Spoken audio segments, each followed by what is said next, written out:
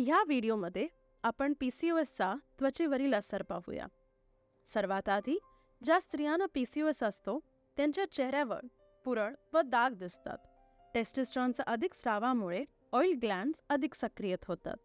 Oil glands सर्वाधिक चेहऱ्याच्या, डोक्याच्या, छातीच्या आणि पाठीच्या त्वचेखाली असल्याने ह्या ठिकाणची त्वचा अधिक तेलकट दिसते.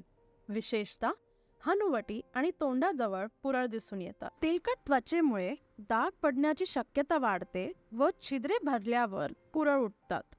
पुरळ बरं करण्यासाठी त्वचेची अशा प्रकारे काळजी घेतली जाऊ शकते जसं दिवसातून 2दा चेहरा धुणे. पण पुरळ तसेच राहिले तर डॉक्टरांची सल्ल्यानुसार क्रीम घेऊन त्वचा बरी केली जाऊ शकते.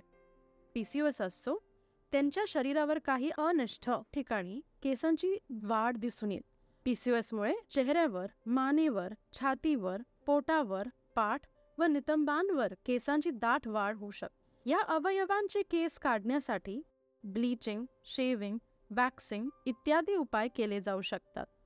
केसांची वाढ थांबवण्याचे दीर्घकालीन उपाय लेझर थेरपी किंवा इलेक्ट्रोलायसिस असू शकतात.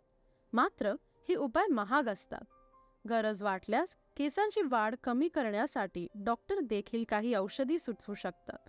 त्याचप्रमाणे PCOSमुळे काही स्त्रियांचे केसही गळतात. अधिक प्रमाणात केस गळणे किंवा केस पातळ होणे ही त्यांची लक्षणे आहेत. ह्यावर उपाय म्हणून तुमचे डॉक्टर तुम्हाला डोक्याला लावायला एखादं औषध किंवा गोळ्या देऊ शकतात.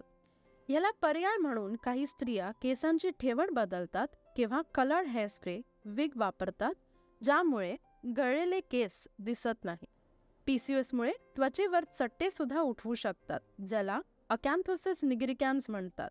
सामान्यपणे हे चट्टे काळ्या रंगाचे असतात व स्पर्शाला मऊ असतात.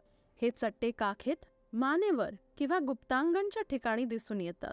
ह्या चट्ट्यांमुळे कोणताही त्रास होत नाही, मात्र काही स्त्रियांना ते वाईट दिसतं असली त्यांची चिंता असते. अकॅन्थोसिस निग्रिकॅन्सचा संबंध केवळ PCOSशी नसून लठ्ठपणा व डायबिटीसशीही आहे. हे चट्टे बरं करण्यासाठी वजन कमी करणे व डायबिटीस नियंत्रित ठेवणे आवश्यक आहे. हे केल्याने हे चट्टे हळूहळू कमी होतात. PCOS विषयी अधिक माहितीसाठी तुम्ही डिस्क्रिप्शनमधील पेशंट सपोर्ट ग्रुप ही दिलेली माहिती पाहू शकतात.